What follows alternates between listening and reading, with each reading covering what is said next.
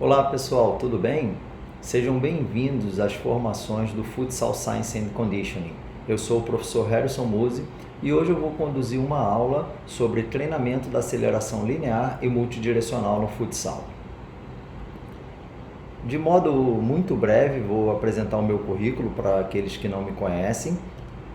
Eu sou graduado em Educação Física com licenciatura plena e bacharelado em Esportes pela Universidade Gama Filho do Rio de Janeiro. Tenho pós-graduação em treinamento esportivo e também em fisiologia do exercício pela mesma instituição. Desde 97, quando eu comecei a atuar no futsal, até os dias de hoje, foram 10 equipes, incluindo a minha atual, Black Pearl United da Tailândia. Eu pude defender 10 equipes aí no Brasil, no meu país, na Espanha, na Itália e agora atualmente no futsal tailandês. Além disso, eu tive o prazer e a honra de defender até o momento 3 seleções nacionais, do Japão, do Brasil e da Romênia. Eu também sou palestrante e professor de cursos presenciais e online, além de ser autor do livro Futsal, a Ciência da Preparação Física, em coautoria com Fábio Nakamura e Felipe Rabelo. Vamos então começar a nossa aula pensando aí, já que a gente está falando de aceleração linear e multidirecional, num conceito de aceleração, tá? Conceito simples extraído do dicionário. Vocês podem perceber aqui que a aceleração ela envolve aí várias coisas, né, em diversas áreas. Por exemplo, se a gente falar aqui na área de economia, a gente tem um coeficiente de aceleração da economia, a gente tem um índice de variação em relação ao tempo da velocidade, se a gente pensar na física, tá? Mas vamos focar naquilo que nos interessa, que é o ato ou efeito de acelerar ou acelerar-se, né? Aumento progressivo de velocidade ou movimento, aqui diz aceleramento, soa até às vezes uma palavra estranha para nós na língua portuguesa, né? Então, se a gente pensar assim, num corpo humano que desloca a sua massa, né? Acelerando essa massa, você poderia relacionar, muitas vezes a gente pensa aceleração relacionada a um carro, né? Alguma máquina que se desloca de forma rápida. E também, se a gente pensar aí num conceito já da matemática, uma grandeza orientada capaz de definir, no intervalo de tempo determinado, a variação da velocidade que sofre um corpo em movimento, especificando grandeza e direção. Isso aqui é muito legal, porque enquanto nós estamos acelerando, nós estamos variando a velocidade, principalmente eu estou falando, referindo ao corpo humano, né? Pensando aí num atleta e aí de qualquer modalidade até o momento, tá? Observando essa imagem, essa sequência de imagens aqui, nós vemos então 2 atletas brigando pela bola, obviamente, acelerando, ambos estão acelerando, né? Nesse momento aqui há já até uma quebra, uma desaceleração, onde o atleta de vermelho utiliza o seu corpo para proteger a bola, enquanto o atleta de amarelo tenta aí, né, roubar essa bola. Mas a gente percebe então que há um movimento de aceleração, onde as velocidades aqui elas vão ser distintas. Então eu quero num primeiro momento distinguir essa questão de aceleração versus velocidade, porque as pessoas confundem muitas vezes, ok? Mas vamos falar um pouquinho, antes de entrar nessas definições, nesses conceitos, falar um pouquinho sobre as demandas de uma partida de futsal de forma também muito breve. O jogo de futsal ele é caracterizado por diversas ações realizadas em espaços curtos da quadra de jogo, exigindo grande esforço físico por parte dos atletas. Então a gente sabe muito bem que por mais que uma quadra possa ter 40 por 20 metros, em alguns locais se jogam em quadras menores, em outros até em medidas um pouquinho maiores, porque a regra permite, mas vamos pegar a medida padrão de 40 por 20, por mais que seja um espaço muito amplo, essas ações elas não vão acontecer em 40 metros ou na largura toda de 20 metros, isso é muito raro de acontecer. As ações de um jogo de futsal elas acontecem em espaços curtos, tá? Entre 5 a 15 metros, muito mais entre 5 a 10 metros, ok? Essas demandas incluem movimentos explosivos e de rápida tomada de decisão. Então, como essas ações estão acontecendo em espaços curtos, envolvendo vários atletas muitas vezes nesses espaços curtos, reparem aqui, né, que por mais que estejam os dois aqui, né, um duelo aqui, já tem um sujeito observando, um outro elemento que chega aqui, tá? Ele está vindo aqui atrás. Então, num espaço curto, tem várias pessoas ocupando esses espaços, e essas ações, elas acontecem de forma muito dinâmica, muito rápida. Então, exige muito, não só o esforço físico, mas a questão da tomada de decisão por parte do atleta. Já falei que o jogo é muito dinâmico, ele obriga o atleta a realizar seus movimentos de forma muito veloz. No futsal não dá para trabalhar de forma lenta, né? Em alguns momentos o jogo até sim fica caracterizado por uma lentidão, né? De acordo com a opção tática das equipes. Por exemplo, numa ação onde a equipe propõe mais o jogo e a outra equipe se propõe a defender com uma defesa muito baixa, aguardando o seu adversário para tentar roubar uma bola e contra-atacar, em alguns momentos desse jogo, esse jogo vai ficar mais parado mesmo, porque tem uma leitura da defesa por parte do ataque, enquanto isso o ataque também está lendo a defesa e movimentando essa bola, mas em muitas ocasiões o jogo vai acontecer de forma muito dinâmica, muito veloz. Portanto, o atleta que é capaz de antecipar as jogadas, eles têm muito mais probabilidade de obter êxito. E para antecipar a jogada, não basta ser um atleta inteligente, ser um atleta que cognitivamente tem uma capacidade elevada, porém ele precisa ter o aspecto físico bem trabalhado também. E para isso, a aceleração ela é muito importante. Aquele atleta que tem a capacidade de acelerar leva uma possível vantagem, tá? Mas acelerar em que sentido? Não só simplesmente acelerar do ponto 0 ao ponto 1, não, ou do ponto A ao ponto B. Esse parágrafo aqui ele é muito importante. Então, dentre as várias capacidades físicas que permitem o atleta performar em alto nível, está a capacidade de acelerar em altas velocidades. Então, esse é o primeiro ponto. Eu tenho que acelerar em altas velocidades, ainda que seja num espaço bem curtinho, tá? Comparado principalmente com o futebol, nós vamos ver isso aí um pouquinho mais à frente. Em linha reta, essa aceleração elas ocorrem em linha reta e com mudanças de direção. Então reparem aqui, ó, que o atleta de amarelo, ele está à direita do seu oponente, ele passa por trás, agora ele está pela esquerda, né? Pela esquerda na visão dele que eu estou dizendo, tá? A visão que ele está indo em direção à bola.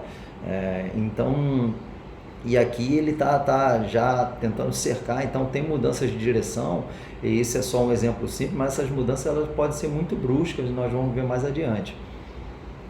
Então, capacidade de acelerar em altas velocidades, em linha reta, com mudanças de direção também, em diferentes distâncias. Então essas acelerações elas vão acontecer em 2 metros, em 5 metros, em 7 metros, em 15 metros. Quanto maior a distância, é muito difícil acontecer uma aceleração linear pura, tá? Sem algum elemento que o atleta que o incomode durante aquela ação, né? Então normalmente vai acontecer isso, ó, duelos, alguém que está chegando te dando uma famosa trombada, como a gente diz na gíria do português do Brasil, né? Um ombro a ombro, vai ter o elemento bola, tem um outro elemento que se aproxima lateralmente, que me força a mudar de direção, tá?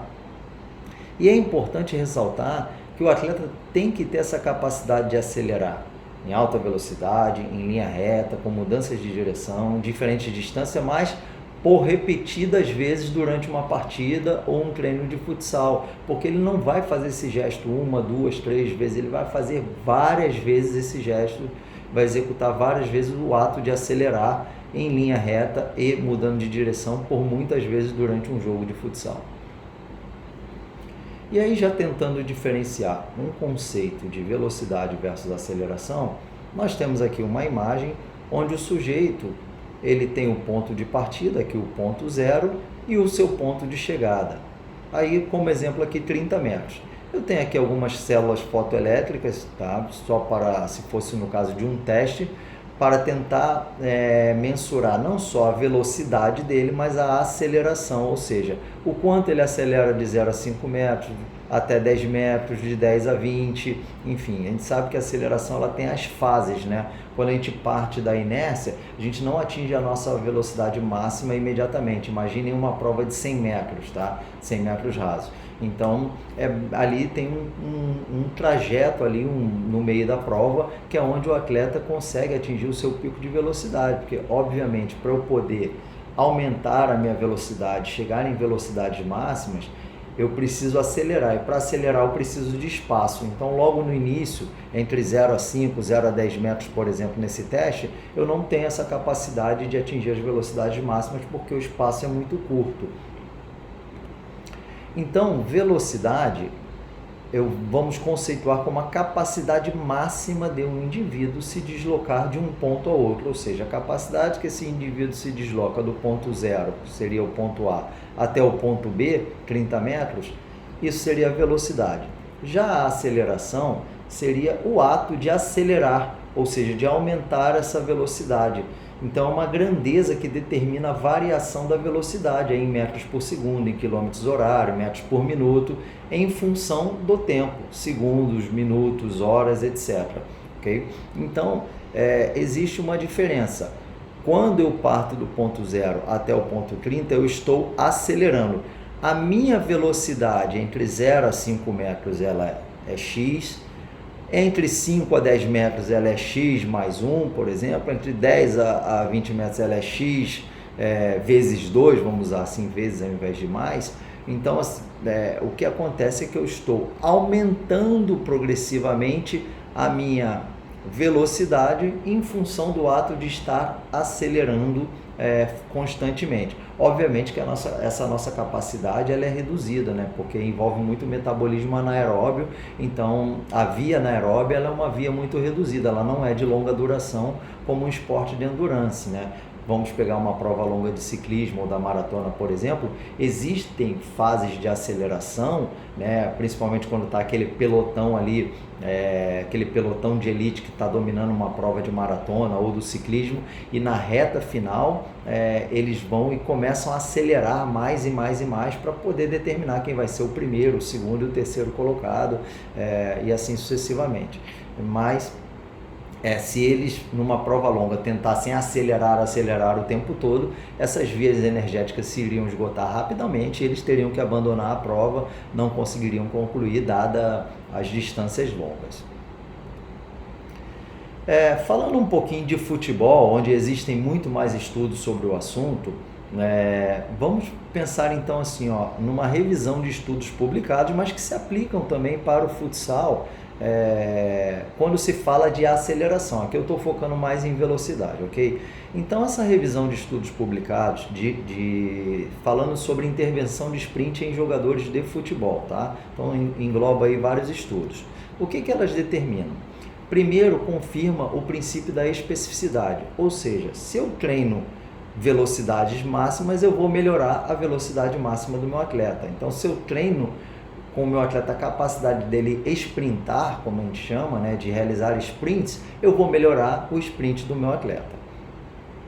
O treino de sprint curto, ou seja, distâncias de sprints menores ou igual a 30 metros, ela melhora o sprint curto. Pode parecer uma coisa óbvia, mas precisa ser dita. Então, o sprint curto vai melhorar o sprint curto. Se eu necessito acelerações mais longas, ou seja, superiores a 30 metros, eu preciso treinar para tal, okay? Confirmando o princípio da especificidade.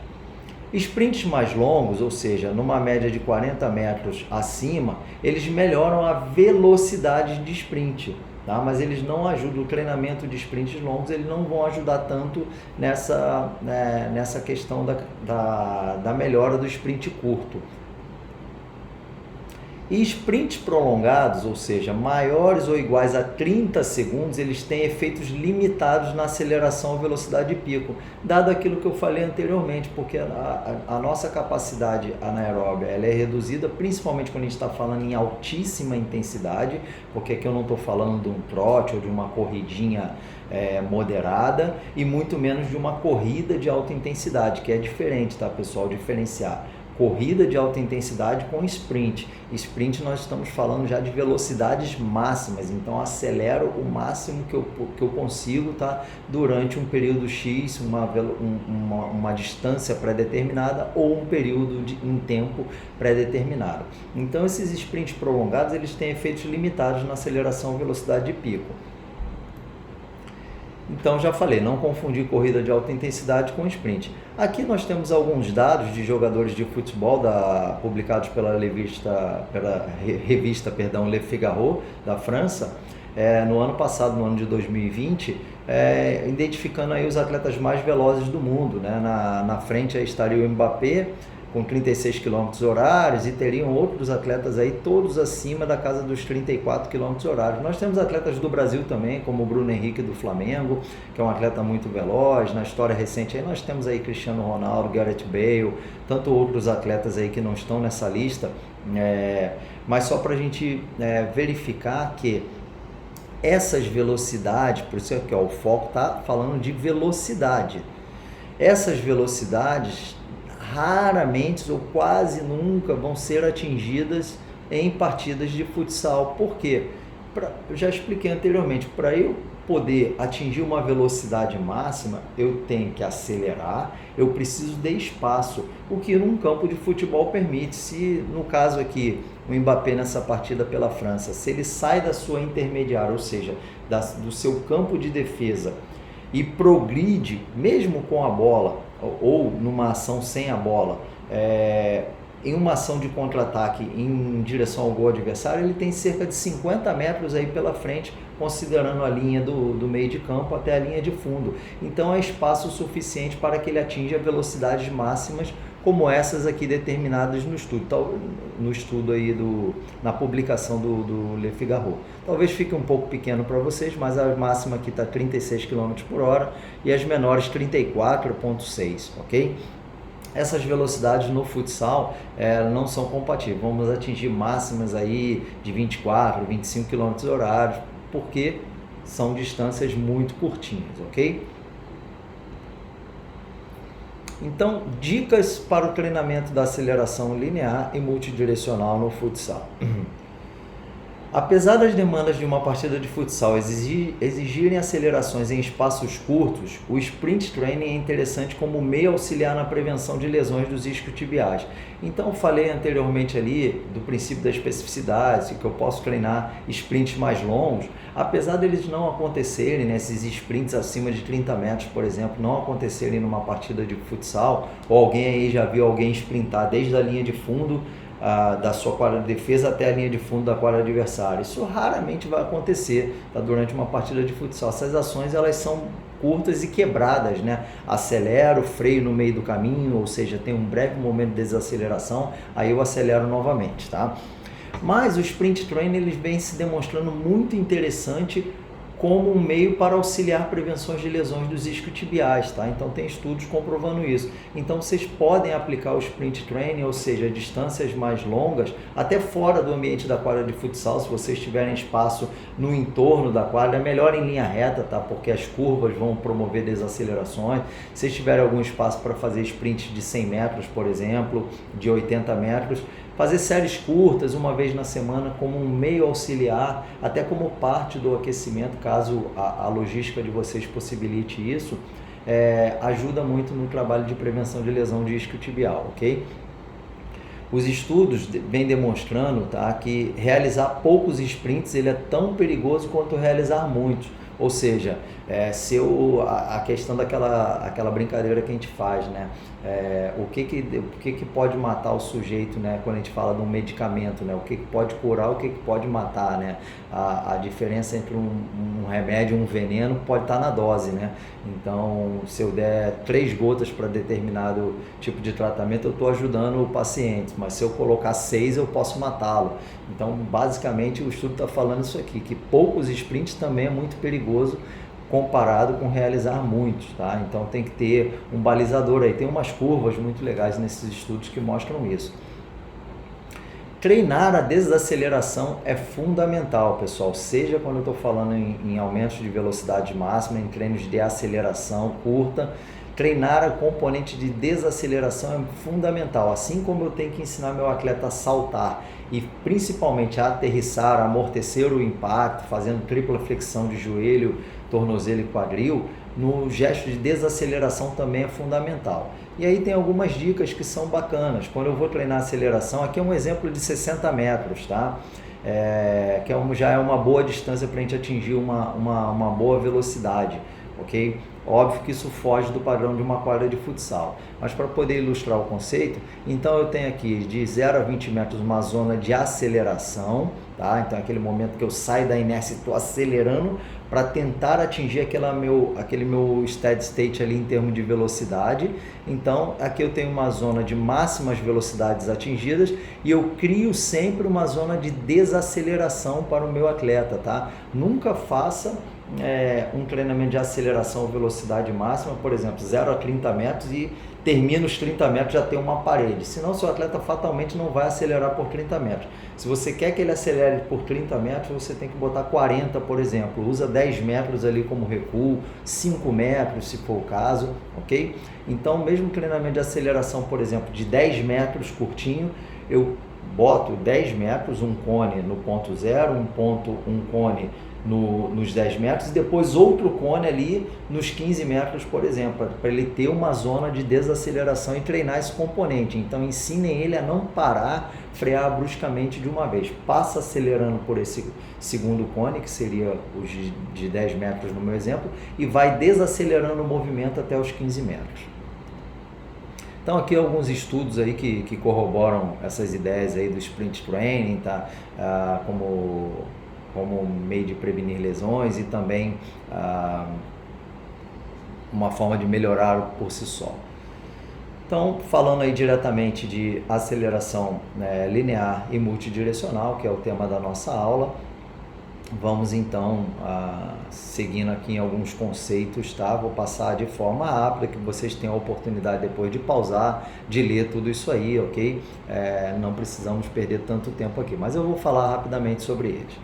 Durante muito tempo, gente, o treinamento da velocidade ela foi foco na maioria dos preparadores físicos do futsal, e eu me incluo, tá? Eu pensava muito em treinamento da velocidade, aumentar a velocidade do meu atleta.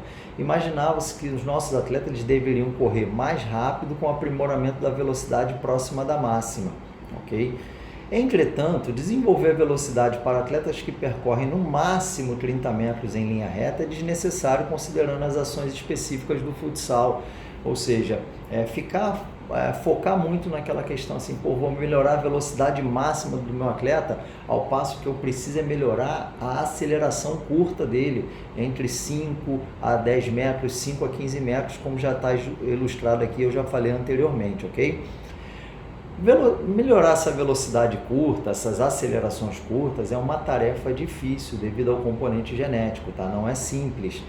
Depende da constituição de fibras musculares, das medidas antropométricas do atleta e outros fatores que limitam aquele atleta de biotipo desfavorável a se tornar o mais rápido da equipe. Mas a gente deve pensar em aperfeiçoar a condição atual do atleta pensando na melhoria dele com ele mesmo. Então, nunca fica comparando o atleta com a média do grupo. Tá? Você pode ter até esses dados para si, para poder comparar, mas evita de estar fazendo esse tipo de comparação com seus atletas. Compara a performance dele com ele mesmo. Tá? Um ponto importante que eu queria falar nesses conceitos aqui é quando a gente faz, por exemplo, teste de 30 metros, no início de temporada, onde os atletas vêm fresquinhos, né, descansados ali das férias, por mais que eles possam treinar durante a off-season e devem treinar, é importantíssimo, mas a gente percebe que a gente encontra um valor X. Por exemplo, o atleta percorre 30 metros em 3,8 segundos, em 3,9 ou até 4 segundos. E passado um tempo, a gente reavalia os nossos atletas nesse teste de 30 metros e percebe que muitas vezes, ao invés de melhorar, de baixar esses tempos, às vezes ele piorou. Aquele sujeito que fazia o teste em 4 segundos está fazendo em 4,1, a gente fica desapontado, como eu já fiquei várias vezes, falava, poxa, estou treinando tanto que o meu atleta, vejo que ele melhorou a composição corporal dele, ele está mais magro, diminuiu o percentual de gordura, aumentou massa muscular, nos treinos de força eu percebo que ele está mais forte, ele está mais potente. E, poxa, por que piorou? entendam que o futsal é caracterizado o tempo todo pela a concorrência. O treinamento concorrente vai acontecer o tempo todo. É diferente de um velocista de uma prova curta de atletismo ou da natação, por exemplo, que ele treina especificamente para aquilo ali, tá? Então, toda a periodização dele é montada focando em que? Melhorar os tempos dele, baixar aquelas marcas dele, aumentando a sua velocidade e melhorando os seus tempos. No futsal esse não é o objetivo principal, porque eu tenho outras capacidades físicas muito importantes que concorrem com outras também importantes. Então eu não tenho como treinar, focar o meu treino só para aceleração, só para velocidade. Então não se frustrem quando isso acontecer, porque tentem identificar aquele momento, aquele atleta ele já está sofrendo carga já física de treinamento de força, de potência, de endurance específica do exercício intermitente, do treinamento com bola em si, do componente técnico-tático. Então isso é bastante frequente.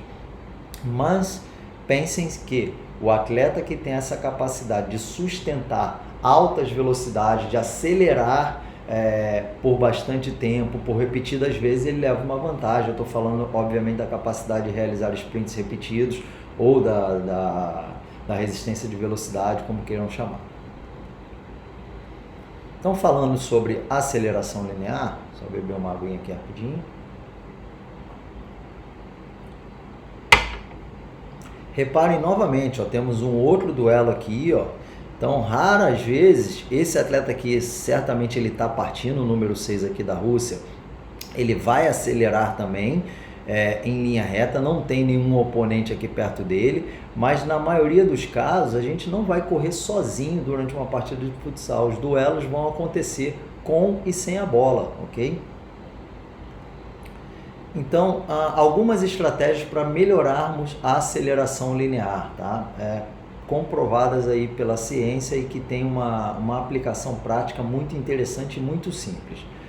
Os saltos verticais e horizontais, tanto bilaterais quanto unilaterais, então não há distinção, obviamente, pelo princípio da especificidade, unilaterais são melhores do que bilaterais, tá? Porque os nossos apoios, reparem aqui, eles são unipodais na maior parte do tempo, reparem aqui, exceto o goleirão lá que está parado nesse momento, então ele está em apoio bipodal, mas tanto o salto bipodal quanto unipodal, tá?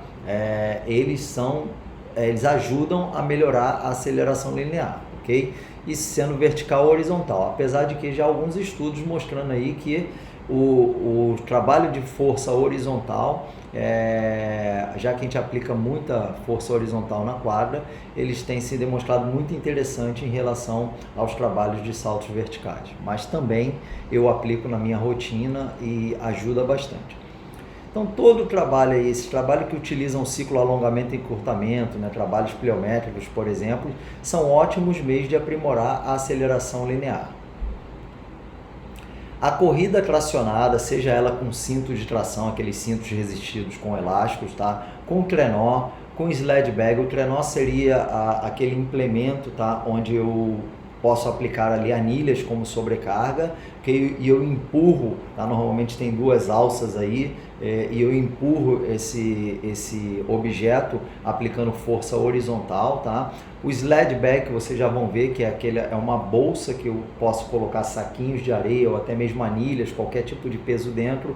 Ela é presa à minha cintura por uma tira e eu estou correndo, acelerando, puxando esse saco aí que vai arrastando pelo chão, tá? Então, todos esse tipo de trabalho, uso de super bands, qualquer trabalho resistido aí, tracionado de forma horizontal, ajuda muito a melhorar a aceleração linear, além de trabalhar o princípio da especificidade, né, dos gestos de corrida, trabalhando capacidades coordenativas também. O Hip Thrust tem esse estudo aqui do Irineu Loturco e seus colaboradores, tá? Um estudo muito interessante que ele correlaciona o uso do Hip Thrust, que é a elevação pélvica, com a fase de aceleração curta, de 0 a 10 metros principalmente, tá? Então esse exercício tem alta correlação com a melhoria da aceleração curta entre 0 a 10 metros principalmente. Então eu gosto, faz parte da minha rotina do treinamento de força, esse é um dos meus top 3 aí, dos exercícios que eu gosto de incluir sempre na minha rotina do treinamento de força.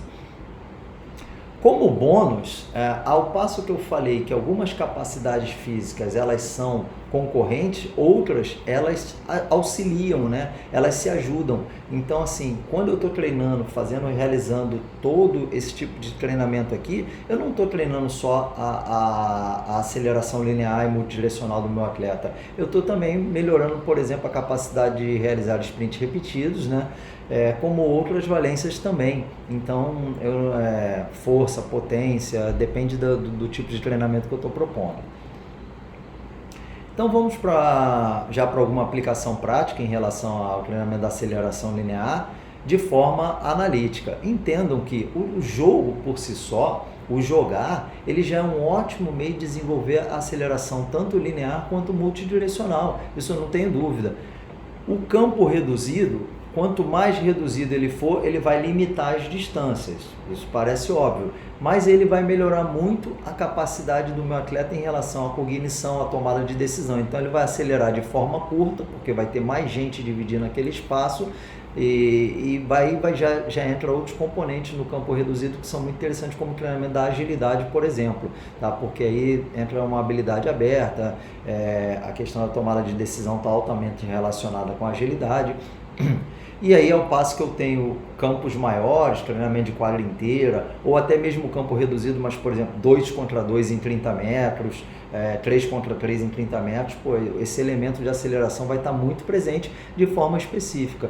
Mas eu também posso aprimorar essas capacidades, e eu gosto muito de fazer isso, principalmente usando meus tempos de aquecimento, não todos os dias, obviamente, mas em alguns momentos, para aprimorar sempre alguma capacidade física, porque aqui, pessoal, é um momento onde eu tenho a possibilidade de intervenção muito grande. Eu posso corrigir um gesto do meu atleta, eu posso aprimorar alguma mecânica de movimento. Não é durante um treinamento com bola que eu percebo um movimento equivocado que eu vou parar, apitar lá, interromper o treino do meu treinador e corrigir algum gesto. Isso jamais nós vamos fazer isso. Mas nesses momentos aqui mais analíticos, essa possibilidade ela é totalmente plausível.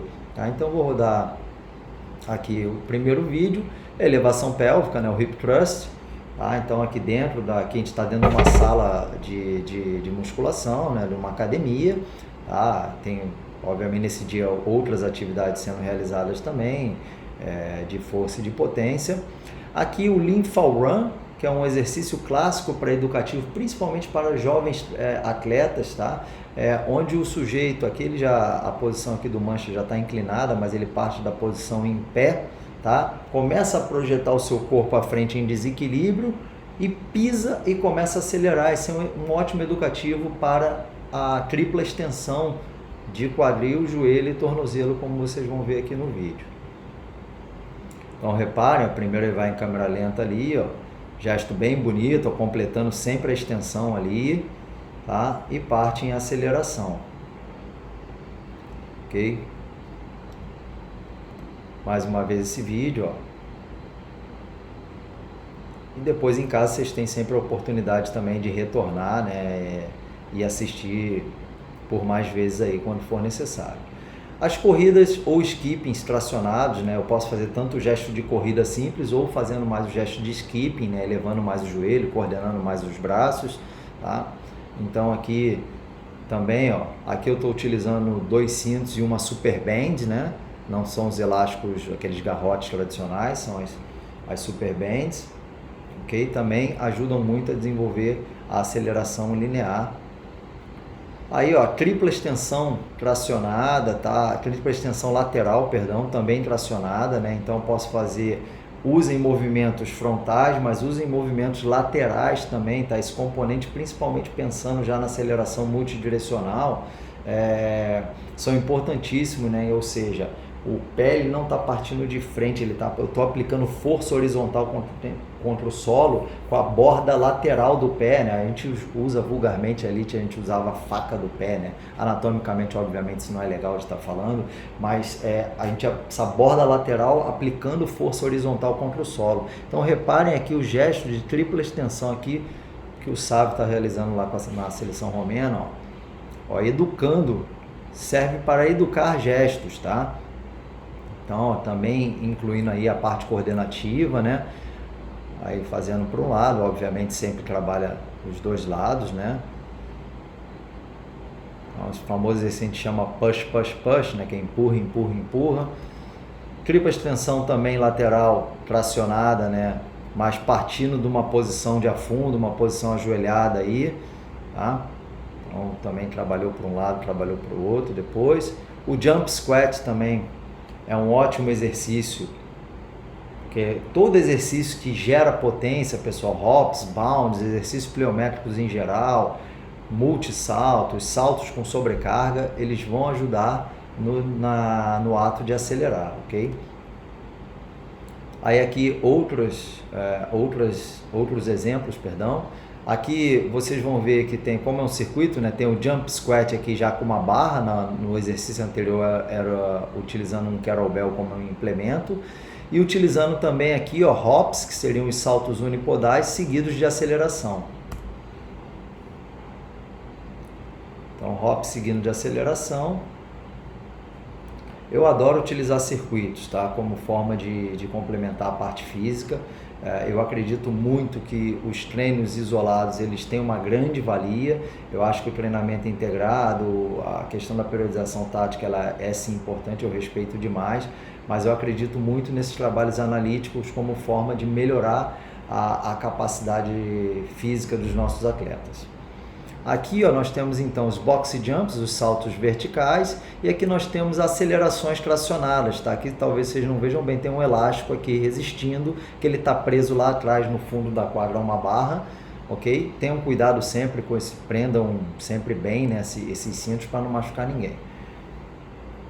Então as acelerações aí, ó, volta, recuperando. Então eu trabalho tanto um componente de aceleração e desaceleração, porque o cinto está me puxando para trás, eu estou freando esse movimento e também lá no final do movimento, né, eu sou obrigado a desacelerar. E lá atrás vocês perceberam aqui, talvez quem prestou atenção só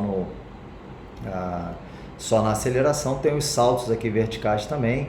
Nesse caso aqui, nesse dia eu utilizei uma altura maior, eu optei só em fazer a queda, ou seja, natural, uma descida só, utilizando um banco ali como apoio, mas poderia fazer a queda também, o drop jump, que é um exercício muito interessante e eu uso também na minha rotina. Saltos bipodais aqui, ó, eu utilizei então hops, saltos unipodais, e aqui saltos bipodais, seguidos de aceleração a 180 e também acelerações a 180 graus, perdão. Então tem um e tem outro. Então acelerações em 180, que é um exercício baseado no shuttle run, né?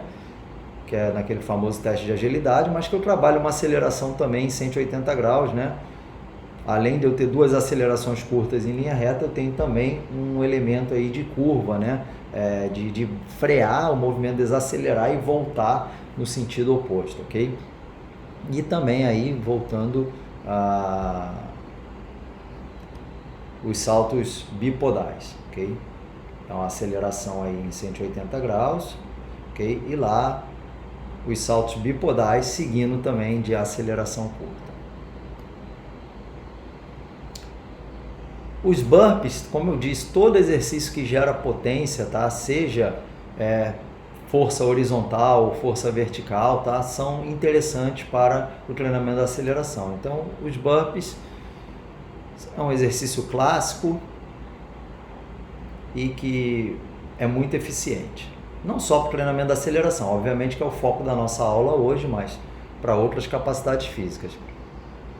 Esse educativo aqui eu gosto de usar muito, tá? Às vezes eu fico pensando em algumas maneiras de criar exercícios, aí repito, aqui é o momento para isso, nunca num treinamento com bola isso seria viável, tá? Então aqui é o momento, aqui eu peguei duas super bands, uma está presa em cada ombro, elas estão presas a um mosquetão, um terceiro elástico e presa numa superfície fixa e segura, né?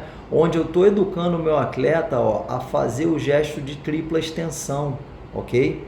Reparem então aí, ó. E ao mesmo tempo em velocidade, gerando potência, tá? Então estou acelerando e desacelerando, tá? Então isso vai ajudar muito no ato de acelerar, como vocês perceberam lá no Lean Fall Run, né? No momento que eu piso e acelero, essas mecânicas aí de movimento têm que ser treinadas.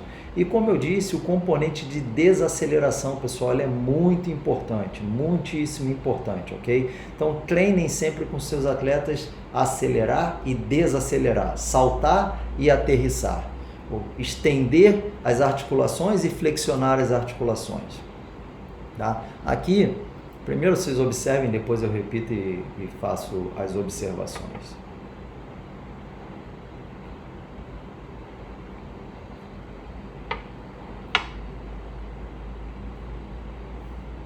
Então, ó, tensionou o elástico, acelerou e desacelerou, voltou e acelerou novamente. Então, o que eu estou fazendo aqui nesse movimento? Primeiro, ó, eles estão indo a favor da resistência e não contra. Eles estão tensionando o elástico, então está obrigando a desacelerar o gesto. Porque se eles não desacelerarem, se eles não efetuarem um freio nesse movimento excêntrico, o elástico vai puxar eles lá na frente e eles vão perder o equilíbrio. Depois eles tensionam esse elástico, forçando uma corrida a favor dessa tensão, onde eles são obrigados a frear, mudar de direção, aí sim acelerar contra a resistência do elástico. Ok, passando então para a aceleração multidirecional, a gente tem que pensar primeiro como que elas acontecem dentro do jogo. Vocês acham que a aceleração multidirecional elas acontecem sempre da mesma forma? Por exemplo, uma aceleração em 90 graus, onde eu tenho aqui um formato em L, tá? Um L invertido aqui. O atleta acelera e quebra essa direção em 90 graus. Eu posso estar num formato de Y, onde eu venho em linha reta e eu escolho um dos lados e saio. Eu faço uma corrida em 180 graus, como eu já demonstrei. Então, como essas acelerações elas acontecem dentro do jogo? Quais são esses ângulos? Tem diferença em relação a esses ângulos? É tudo a mesma coisa? Quando eu acelero em linha reta, quando eu quebro, vou lá como eu demonstrei lá no exemplo do shuttle run, eu vou e volto em 180 graus, eu vou e quebro em 90 graus, eu vou em determinada direção e volto para trás num ângulo de 45 graus. Então, tem diferença em relação a isso? Tá? Já agradecendo aqui o meu colega, coautor do livro Futsal, a Ciência da Preparação Física, Felipe Rabelo, pela cortesia aí da imagem. Então aqui nós vamos perceber que os graus aí vão influenciar diretamente o que na intensidade, ok? Então, mudanças de direção de 0 a 45 graus, elas são de baixa intensidade, de 45 a 60 moderadas e de 60 a 180 são de alta exigência. Então, o que a gente tem que fazer ao pensar o nosso treinamento, ok? No jogo, repito, isso vai acontecer de forma natural, ok? Todos esses ângulos aqui, tá? Alguns dias mais, outros menos, mas vai acontecer. Mas quando a gente faz um treinamento de forma mais analítica, eu tenho que pensar nisso. Então façam desenhos de percursos onde tenha esse grau de exigência aparecendo aqui de formas diferentes, tanto no baixo, no moderado, quanto no alto. Então estimulem isso com seus atletas. Aí façam um desenho lá, pensando em letras, por exemplo, né, com disposição de cones. Letra M, aí se for invertido W, letra N, Z, letra T, dá para fazer S também, aceleração em curva. Então dá para fazer uma série de situações. Antes de falar do treinamento da aceleração multidirecional em si, eu gostaria de frisar, tanto para aceleração linear como para capacidade multidirecional, que todo exercício que gere potência, já falei isso e estou reforçando, eles são interessantes. Então os hops e os bounds, por exemplo, principalmente esses exercícios que trabalham de forma unipodal, os bipodais eu já disse também são interessantes, mas os unipodais são muito mais específicos, ok? Tem muito mais transferência para aquilo que a gente está fazendo.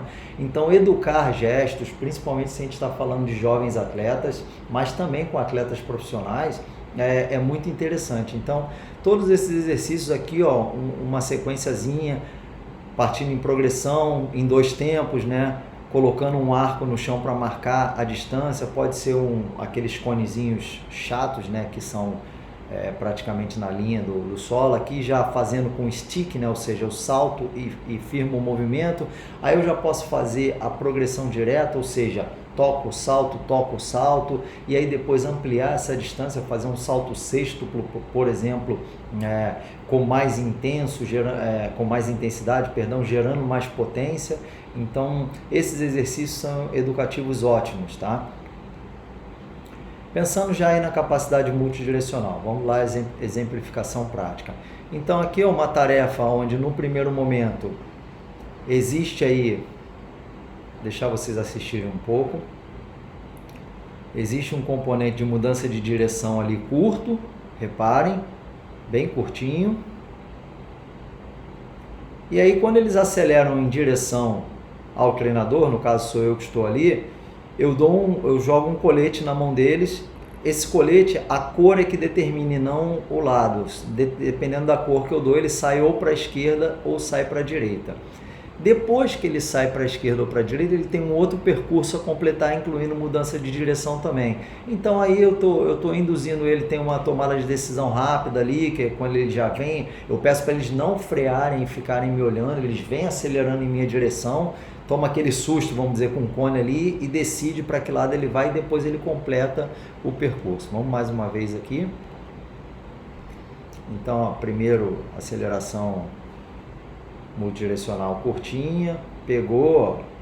Aí repare que o atleta completa lá mais um percurso. Depois eu vou mudando, eu vou agregando ali mais mudanças de direção após o momento que ele recebe o colete na mão. Poderia ser 2 cones, tá? Eu só escondendo os cones atrás aqui, o chinesinho, né? Um branco e um amarelo. O branco sai para a esquerda, amarelo sai para a direita. O que eu levantar não é o lado que eu levanto, e sim a cor que determina. Poderia ser pelo lado também, independente da cor. Se eu levantar lado direito, o sujeito sai para o lado oposto. Se eu levantar lado esquerdo, ele sai para o lado direito. Aí vocês podem criar, cabe a nós aí usar a nossa criatividade, tá?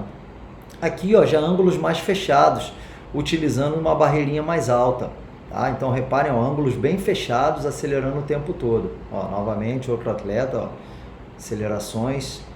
Aí tem tanto aceleração linear como aceleração também multidirecional. É interessante colocar muitas vezes essas barreiras, tá? Aquelas estacas mais altas ainda, melhor ainda, porque para educar o gesto corporal também da parte superior, ou seja, tá? Isso vai acontecer muito lá naquelas primeiras imagens, aquela sequência de 3 imagens, que tinham 2 atletas lá, né? Um de vermelho e um de amarelo. Você repare que o Felipe Mancha, ele tá indo por trás do atleta, fazendo muito esse gesto corporal, né?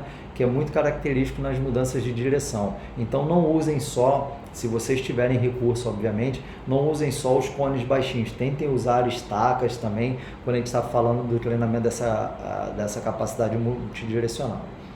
Aqui, ó, vocês vão ver alguns exercícios, não é um circuito voltado só para aceleração, ok? É um circuito aí voltado para sistemas energéticos, para potência, é um circuito misto, tá? Mas que muitos exercícios englobam o treinamento de aceleração linear multidirecional. Aqui é o sled bag que eu falei, aquele saco, né, que ele é preso a uma tira. Aqui tem pesos, tá? Normalmente esse peso a gente tenta calcular em função do peso corporal do atleta. Pesos muito elevados aí não é legal, tá? Quando a gente fala em gerar potência, tanto aí para jump squats, para esse tipo de aceleração, normalmente até 20% do peso corporal do atleta. Então eu procuro deixar às vezes na quadra ali algumas opções de anilha que eles possam trocar. Se tem um atleta de 100 kg e outro de 60, obviamente vai variar o peso, tá? Então conforme eles vão rodando no circuito, eles podem ter opção de peso. Obviamente num circuito é mais difícil ter esse controle tão preciso, tá? Mas a gente tenta aproximar aí com cargas próximas ao peso corporal do atleta. Então aqui, ó, vocês vão ver alguns exercícios que, repito, o circuito não tem como foco só o treinamento da aceleração, mas também inclui, tem várias atividades aí, ó, trabalhando no sistema energético, potência de membros superiores, seguido de aceleração. Aqui saltos bipodais seguindo de aceleração 180 graus. Aqui já uma aceleração somente linear, deslocamentos laterais resistidos. De novo o sled bag. Ó, salto bipodal e aceleração em 180 graus. Aceleração frontal resistida. Esse gesto é ótimo para educar aí o trabalho de aceleração, esse movimento do sprinter chest pass, né, de arremessar essa bola, gerando potência de corpo inteiro, não só de membros inferiores, membros superiores também. Então tem várias maneiras aí. Aqui é uma maneira, esse é um trabalho que o Andreu Plaza propõe no Barcelona, que o Marquinhos Xavier adaptou com o Sub-20 lá em Carlos Barbosa, cortesia do vídeo aí do Marquinhos. Trabalhos também como se fosse um rondo, né? Que também vai envolver trabalhos de acelerações curtas aí, ó. Reparem que a turma do meio ali, ó, tá realizando várias acelerações curtinhas. Às vezes para quem tá vendo fala assim, pô, professor, mas parece que os caras estão lentos, assim, comparados com um jogo de futebol, né, onde a gente vê nos contra-ataques aquelas acelerações de fato com velocidades muito altas, né? Não é, a característica do jogo do futsal ela é essa mesmo, né? Elas ocorrem em espaços curtos, mas eles estão acelerando, estão gerando muita potência, a demanda energética aqui é alta, podem ter certeza disso. Tá? Então, também, como eu falei, de forma específica. Aqui outra maneira que é com treinamento integrado, tá? Vocês vão ver já no vídeo aqui atrás, tem um circuito montado de força e logo em seguida eles vão para a quadra com um trabalho de quadra reduzida comandado aqui pelo treinador. Aí dentro daquilo que do modelo de jogo que o treinador está propondo, o que ele quer para a próxima partida em função do próximo adversário. Esses são trabalhos ótimos para usar principalmente na fase de aquisição do microciclo, ou seja, ali no início da semana, se a gente pensar numa semana cheia de segunda a sexta treina e sábado joga, né? Então ali terça ou quarta-feira é um ótimo momento para estar aplicando esse tipo de trabalho. Então tem uma seleção de exercícios que ele tem um objetivo pré-determinado, tá? Aí aqui está envolvendo membros superiores e inferiores.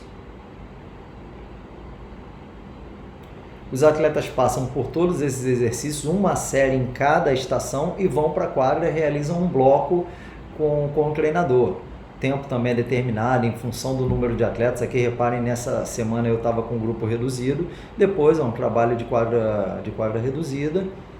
Terminado esse bloco aí, onde todos participam de forma igual em relação a tempo, né?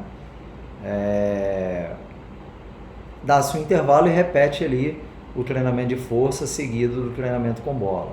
Normalmente eu faço 3 passagens disso aí, ok? Então aqui eu já entro de forma específica o elemento de aceleração também, além de outras capacidades físicas, obviamente. Então, pessoal, assim, esta foi a nossa aula de hoje sobre aceleração linear e multidirecional, com alguns conceitos teóricos, tá? Porém com bastante aplicação prática. Eu espero que vocês tenham gostado, tá? Meu muito obrigado em nome de todo o time aí do Futsal Science and Conditioning. Continuam seguindo a gente na rede social, porque a gente sempre está compartilhando trabalhos aí de forma gratuita, muita coisa sempre embasada pela ciência e com aplicação prática, né? Então sigam aí os nossos perfis individuais também, meu, do Fernando Caiuela e do Estevão Cordovil. E até a próxima. Muito obrigado a todos vocês. Tchau, tchau.